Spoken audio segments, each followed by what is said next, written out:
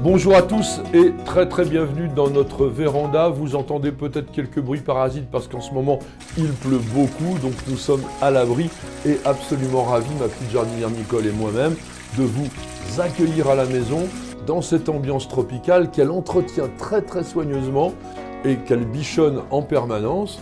Et je voulais aussi signaler qu'elle est, comme d'habitude, derrière la caméra pour enregistrer toutes les images vidéo de cette émission.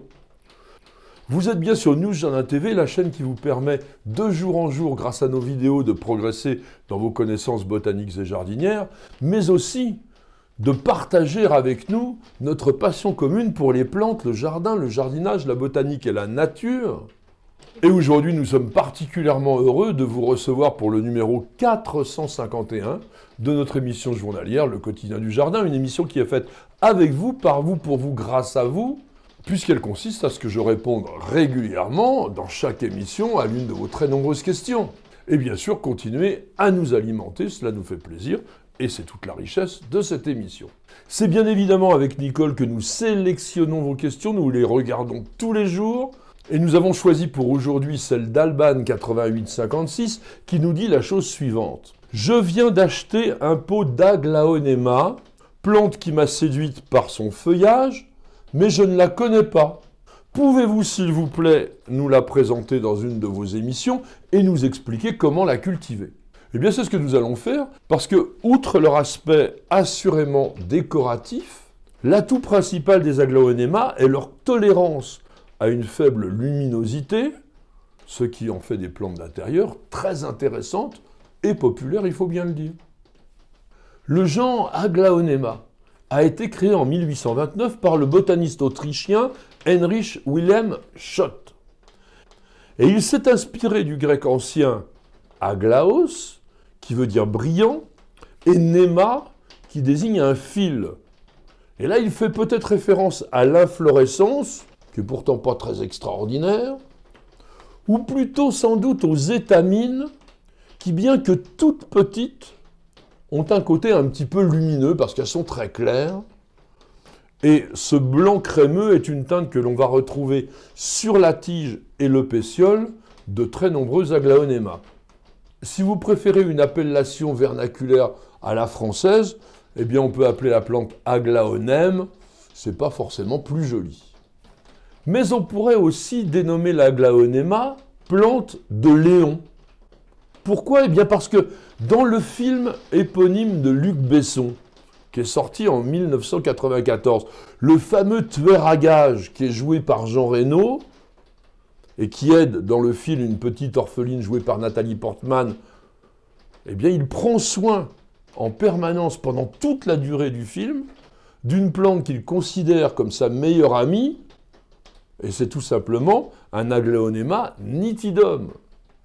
Aujourd'hui, la nomenclature botanique internationale reconnaît 25 espèces valides dans le genre Aglaonema et 64 synonymes. Ce sont toutes des plantes tropicales qui vivent à l'ombre dans les forêts humides, ce qu'on appelle les forêts pluviales. Les Aglaonema appartiennent à la famille des Aracées, qui a été créée par la figure bien connue dans l'émission Antoine Laurent de Jussieu en 1789, et c'est la famille des aromes, qui compte pas moins de 312 genres et 4459 espèces. Et toutes valides, bien sûr. Et il y a chez les Aracées beaucoup de plantes d'intérieur, que je vous cite rapidement, Alocasia, Anthurium, Dieffenbachia, Epipremnum, ce qu'on appelle le pothos, Monstera, Philodendron, Spathiphyllum, Syngonium, Zamioculcas. Et toutes sont des plantes vraiment intéressantes pour la maison. Les Aglaonema sont des plantes vivaces, donc elles vivent plusieurs années. Elles forment une touffe de 30 à 50 cm de haut et de large. Et comme je disais précédemment, les tiges sont souvent blanches ou crème. La plante développe une couronne de larges feuilles persistantes, épaisses, charnues, qui chez les espèces sauvages sont souvent panachées de gris argenté ou de diverses nuances de vert, et qui chez les cultivars vont prendre de très jolies couleurs, on verra plus tard. Comme chez toutes les aracées, l'inflorescence est un spadis, qui est une sorte d'épi dressé constitué de fleurs unisexuées, et chez les Aglaonema, il va se développer plutôt en été. Les fleurs femelles sont peu nombreuses, elles sont concentrées près de la base, et vous avez ensuite une zone beaucoup plus large, et qui est située plutôt à l'extrémité, où les fleurs mâles vont se regrouper. Quant au spadis, bien comme chez toutes les aracées, il est enveloppé d'une sorte de feuille, une bractée qu'on appelle une spathe, et qui est blanche ou verte. La plante étant autogame, c'est-à-dire qu'elle est capable de se féconder elle-même, eh bien, on a généralement, après la floraison, un fruit. C'est une baie charnue rouge brillant, quand elle est mûre, qui est vraiment décorative, et qui va renfermer une grosse graine. Dans le commerce, il est possible de trouver deux espèces d'Aglaonema qui sont proposées comme plantes d'intérieur. À commencer par Aglaonema commutatum, qui a été décrit et nommé par Schott, donc le créateur du genre, et ceci en 1859, plante qui est originaire des Philippines et que l'on rencontre aussi au nord-est de Sulawesi, cette île qu'on appelait jadis les Célèbes et qui fait partie de l'archipel indonésien. Le nom d'espèce commutatum signifie changer de forme, et il est vrai que les feuilles sont souvent d'apparence irrégulière. La plante développe une touffe de 30 à 50 cm de haut et de large. Les feuilles sont épaisses, elliptiques, lancéolées, vert foncé, elles mesurent jusqu'à 25 cm de long, et surtout elles sont agrémentées de belles taches gris argenté. Quant à l'inflorescence, c'est un petit spadis blanc crème entouré d'une spathe vert pâle, et qui apparaît généralement à la fin de l'été ou au début de l'automne. Et puis vous avez Aglaonema costatum qui a été décrit et nommé en 1892 par le taxonomiste anglais Nicholas Edward Brown. Cette plante se rencontre dans les forêts pluviales depuis le Bangladesh jusqu'à la Malaisie.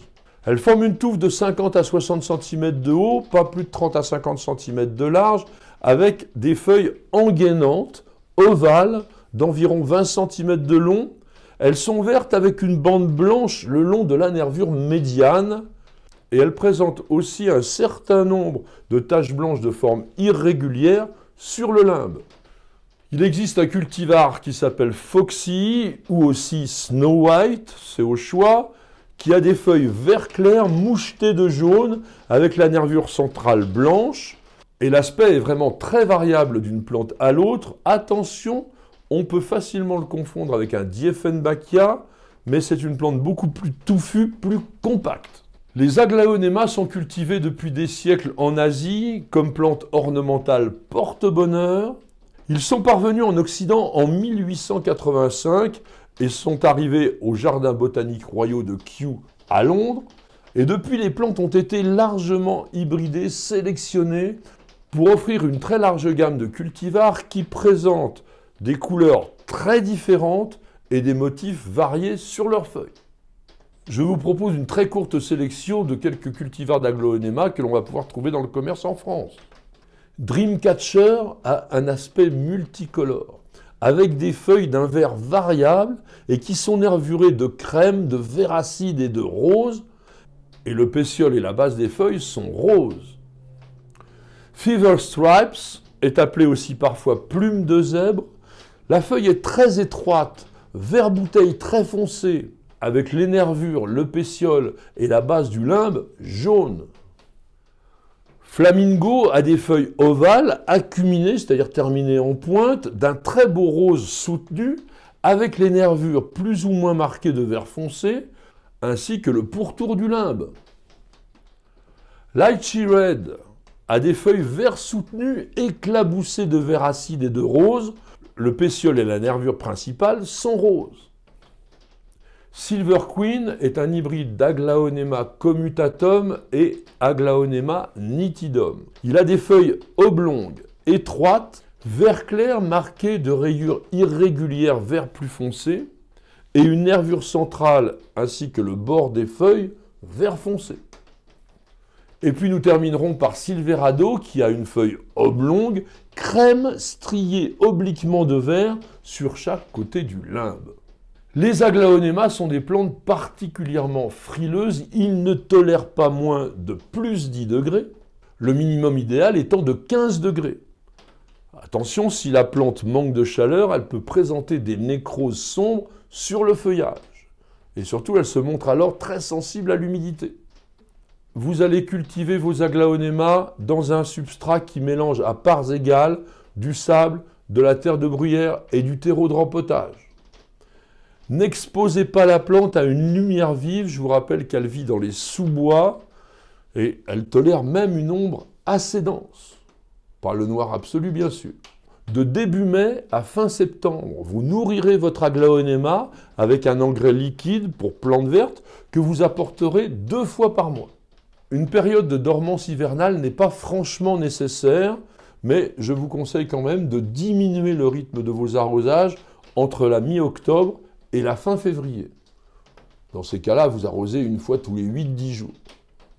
Attention, les aglaonémas se montrent sensibles aux attaques des faux acariens qui provoquent sur le feuillage une décoloration tachetée qui s'étend de part et d'autre de la nervure principale et jusque sur le limbe. Ces ravageurs entraînent un arrêt de la croissance des plantes et parfois même leur destruction, et il suffit généralement de créer une ambiance humide, un petit peu comme dans la forêt tropicale autour de la plante, et surtout une bonne aération pour réduire les risques d'infestation.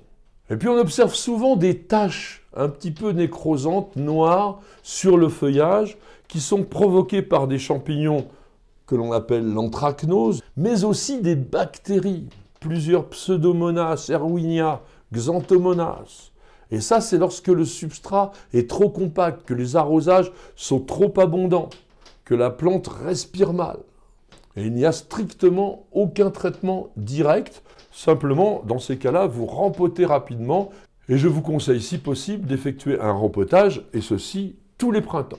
Une petite chose à savoir aussi, les aglaonémas sont considérés comme toxiques en raison de la présence dans leur tissu de cristaux d'oxalate de calcium qui vont provoquer une irritation des muqueuses si on absorbe la plante.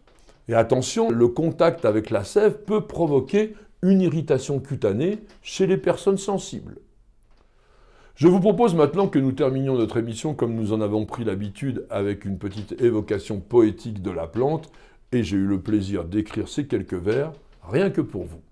Frileuse plante vivant à l'ombre des forêts humides, aglaonéma brille de ses feuilles bigarrées. En pot, à la maison, il n'a rien de timide, prospérant à l'envi, sans vous accaparer. Présage de bonheur paisible pour les Asiatiques, aglaonéma craint les morsures du soleil. Dorlotez sans façon cette belle exotique, afin que de jour en jour, elle vous émerveille. Merci à tous et à chacun de nous avoir suivis. J'espère que vous avez découvert une plante d'intérieur qui vous intéressera. Si elle a de la chaleur, elle est facile à cultiver. Il faut bien entendu un peu de lumière. Ne la mettez quand même pas dans le noir absolu, même si elle craint le soleil direct. En tous les cas, merci beaucoup d'avoir posé la question. Elle nous aura fait voyager et surtout permis de constituer de jour en jour cette fameuse encyclopédie des plantes et du jardin qui devient de plus en plus importante. Madame, monsieur, je vous souhaite de passer une excellente soirée et je vous donne rendez-vous dès demain pour de nouvelles aventures jardinières et bien sûr pour un nouveau numéro de notre émission journalière Le Quotidien du Jardin. C'est sur News Jardin TV et nulle part ailleurs.